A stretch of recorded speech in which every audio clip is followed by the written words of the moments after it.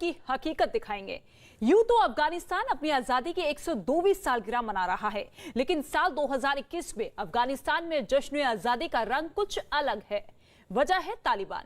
अफगानिस्तान में एक बार फिर तालिबान लौट आया है, लेकिन इसके साथ साथ अफगानिस्तान से जो तस्वीरें बाहर आ रही हैं, उन्हें देखकर दुनिया एक बार फिर दहशत में है।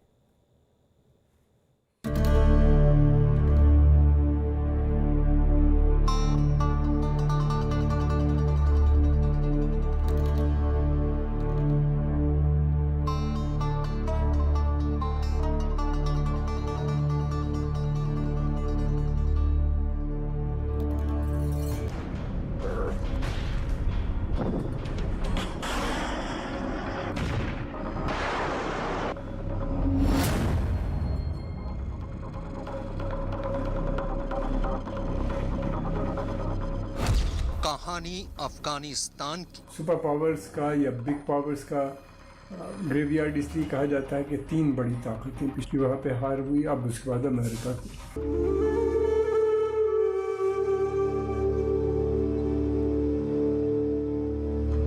हकीकत अफगानिस्तान की जंग की। तालिबान के आने के बाद जंग ख़त्म तो नहीं हो सकती, इसी की तालिबान की जो पॉलिसी है वहाँ के लोगों को एक्सेप्ट नहीं है।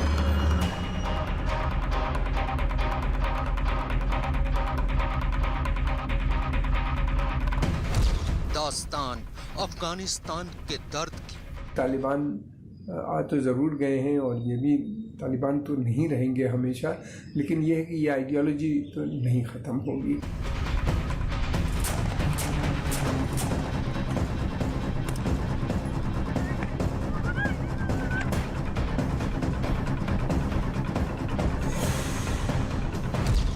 जंग का कब्रिस्तान अफगानिस्तान। माइनॉरिटीज़ को तो ये पहले से बर्दाश्त नहीं थे, अब यह है कि पश्तून भी इनके ख़िलाफ़ खड़े हो जाएंगे, क्योंकि वो पाकिस्तान का डोमिनेशन उनको मंजूर नहीं है।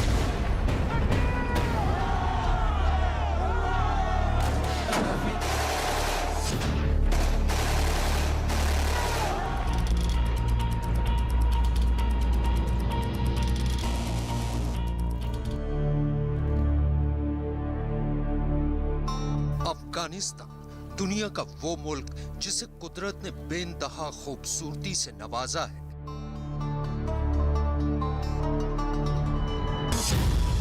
लेकिन पिछले 48 साल से अफगानिस्तान पर जंग का ऐसा काला साया मंडरा रहा है जिसने इस खूबसूरत देश का नक्शा ही बिगाड़ कर रख दिया है। यकीन मानिए, दुनिया के किसी भी देश में इतनी लंबी चली जंग की मिसाल कहीं भी देखने को नहीं मिलती, लेकिन अफगानिस्तान में कभी न थमने वाली जंग का इतना लंबा इतिहास है जिसने अफगानिस्तान को जंग के कब्रिस्तान में तब्दील कर दिया है। यानी खुद जंग भी अब तो इतना कत्लो गारत देखने के बाद अफगानिस्तान में दम तोड़ने लगी है। अफगानिस्तान के इतिहास में एक नहीं बल्कि कई जंग की हकीकत दर्ज है। ब्रिटेन ने 1839 से लेकर 1919 तक अफगानिस्तान में 3 जंग लड़ी, लेकिन अफगानिस्तान को कभी अपने अधीन नहीं कर पाया।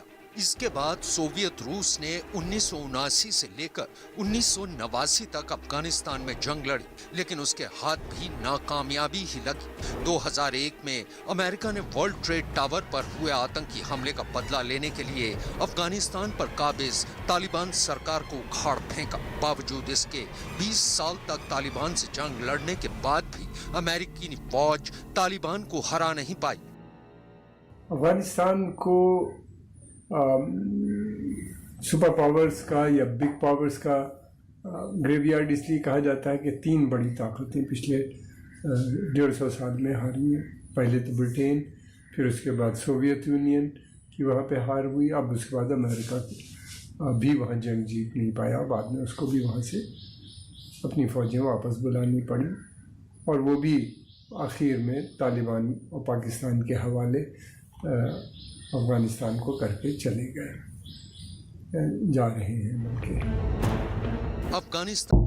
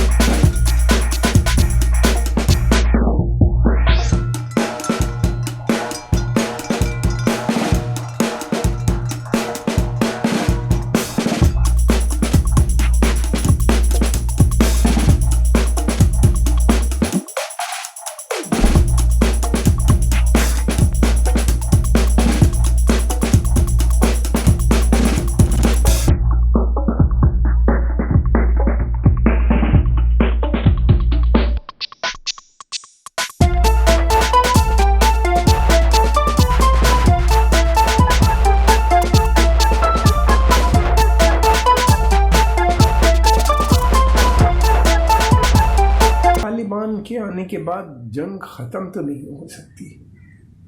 इसी की तालिबान की जो पॉलिसी है वहाँ के लोगों को एक्सेप्ट नहीं, वो भी मुसलमान हैं। तालिबान एक मुस्लिम हुकूमत को इस्लामिक रिपब्लिक को हटा के अब इस अफगानिस्तान में एक मेरिट की एक रिलीजियस हुकूमत बनाने की कोशिश कर रहे हैं और ये उनको एक्सेप्टेड नहीं है।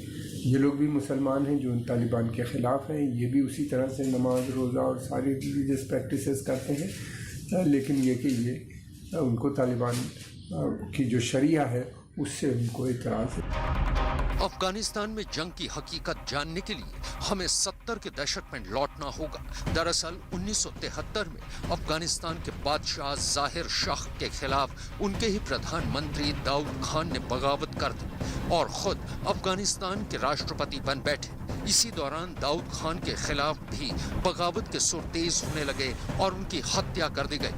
लेकिन इसके बाद 24 दिसंबर 1979 को सोवियत रूस की फौज अफगानिस्तान में घुस आई और तत्कालीन राष्ट्रपति हाफिजुल्लाह अमीन की हत्या कर दी गई और उनकी जगह बबराक करमल को देश का राष्ट्रपति बना दिया गया।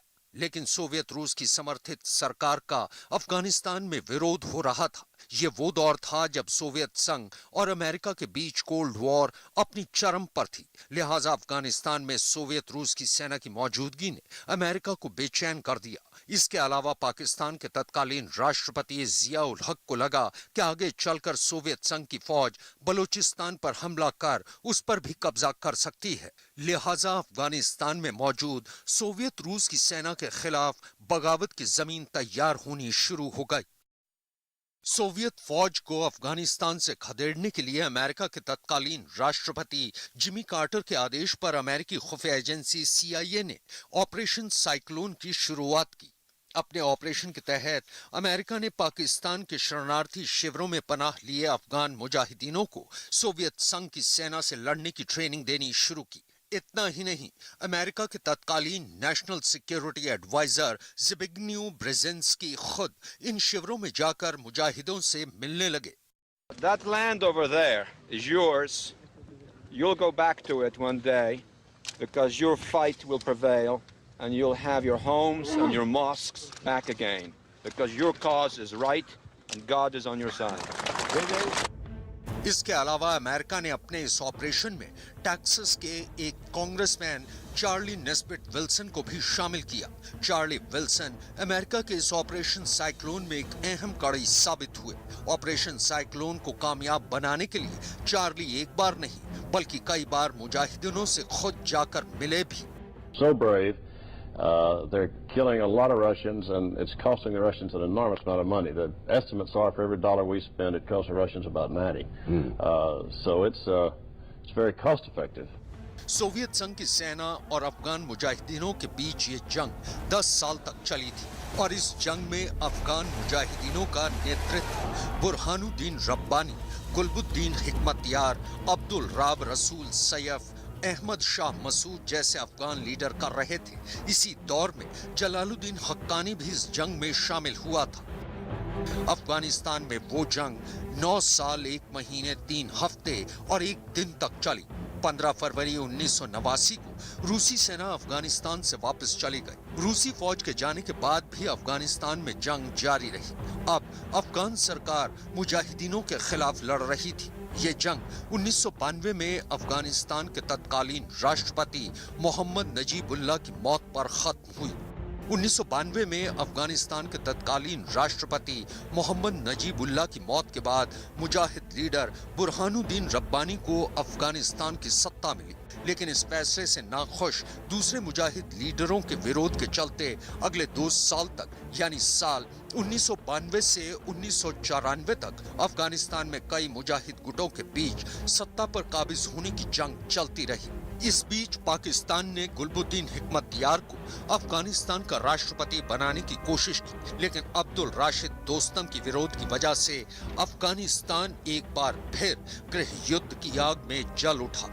इस बीच मुल्ला मोहम्मद उमर ने सितंबर 1994 में कंधार के एक मदरसे में आतंकी संगठन तालिबान की बुनियाद रखी थी। अगले कुछ महीनों में उसके आतंकियों की तादाद हजारों में थी। तालिबान बनने के बाद मुल्ला मोहम्मद उमर की सबसे ज्यादा मदद पाकिस्तान ने की थी। 3 नवंबर 1994 को तालिबान ने कंधार पर अपना कब्जा कर लिया और जनवरी 1995 तक तालिबानी आतंकी अफगानिस्तान के 12 इलाकों को अपने कब्जे में ले चुके थे। तालिबान अफगानिस्तान जंग की पैदाइश है। देखिए, ये एक सोच है जो इस्लामिक उम्मा या इस्लामिक देशों में मौजूद है।